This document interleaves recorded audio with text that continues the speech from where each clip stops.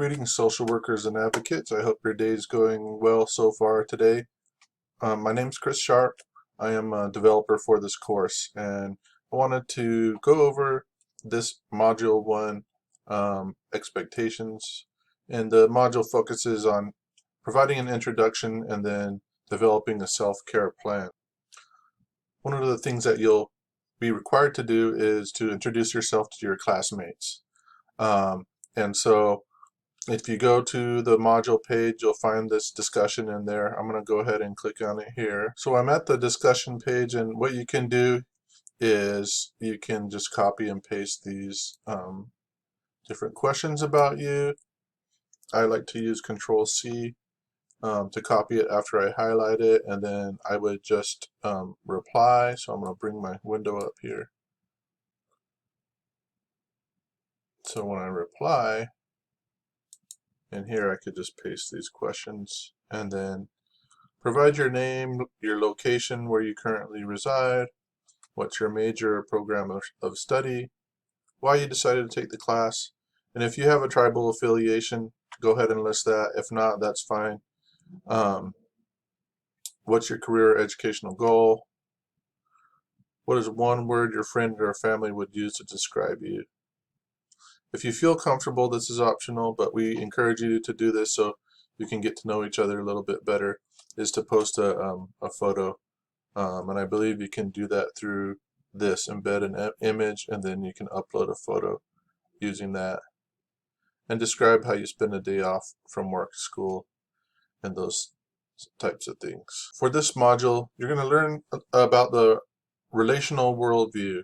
And this was developed by Terry Cross out of the National Indian Child Welfare Association. And it's something that, and they're also known as NICWA, something that they use as a model.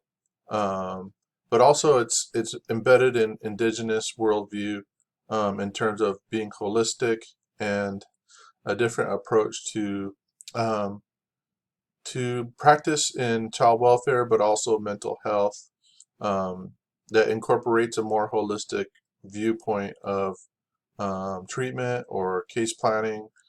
And so we're going to have you read an article by Terry Cross, Dr. David Hodge, and Dr. Gordon Lamb that's on the Blackboard, so you can read about it. And so it's basically can be applied to multiple levels of at the individual, family, and organizational levels.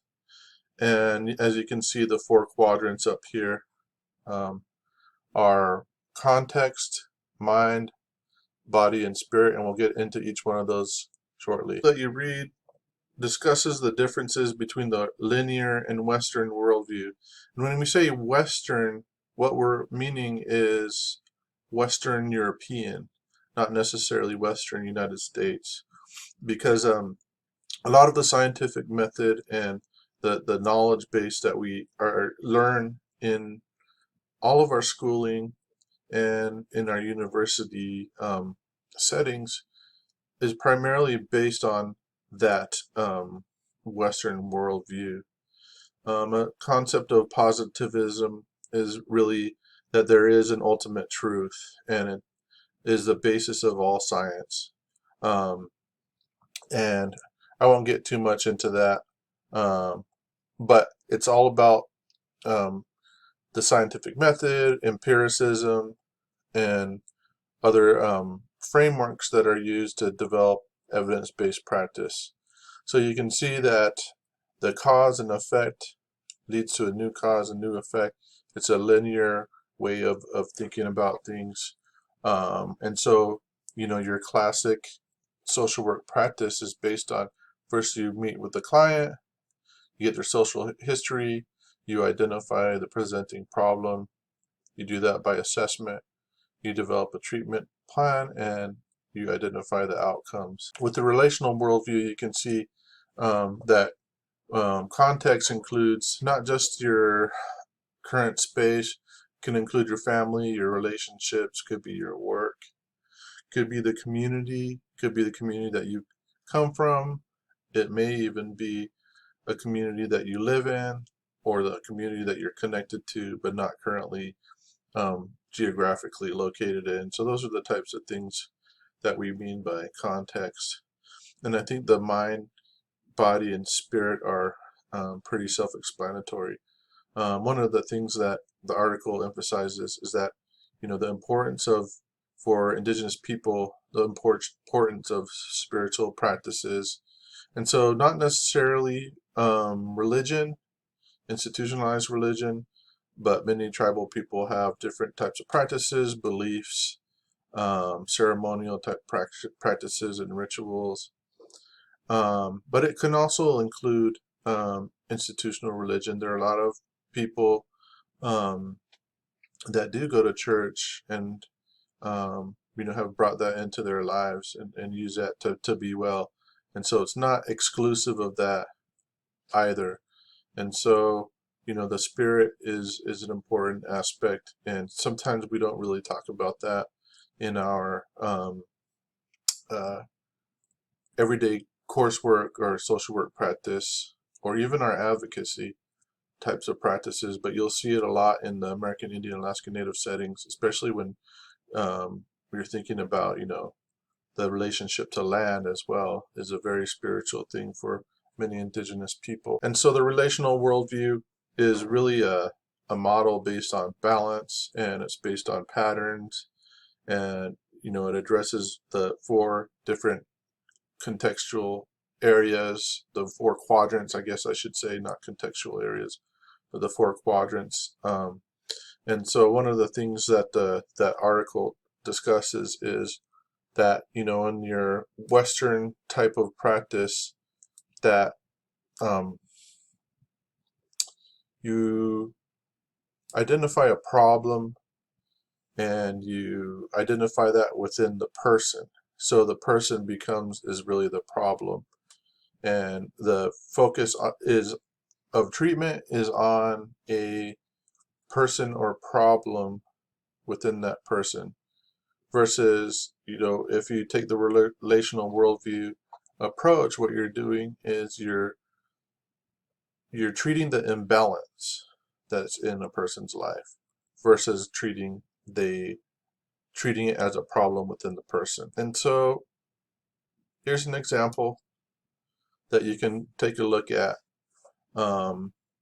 as you start to think about, how does this relational worldview apply to myself? And some of us are more spiritual than others. Even meditation, or even the concept of being, or being in the world. How do you kind of soothe, that aspect of who you are?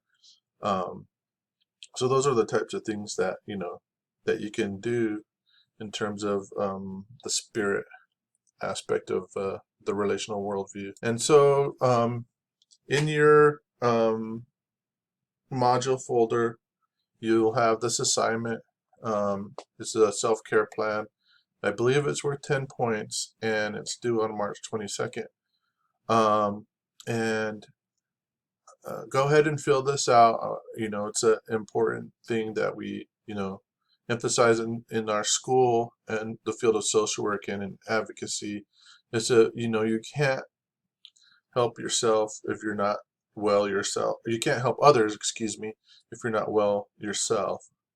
And like I said, all of these things are interrelated and important, and, think about these things and identify 2 or 3 activities that you can do between now and the end of the semester to make sure that your life is in balance. Here are the readings. So the one required reading is the article. It's posted on the Canvas Module 1 folder, and these other 2 suggested readings are there as well. So have a good day, and I hope that you enjoy putting together your self-care plans. And I believe they're due March 22nd. I would double check the syllabus and the assignment link. And happy self-care planning. We'll talk to you later.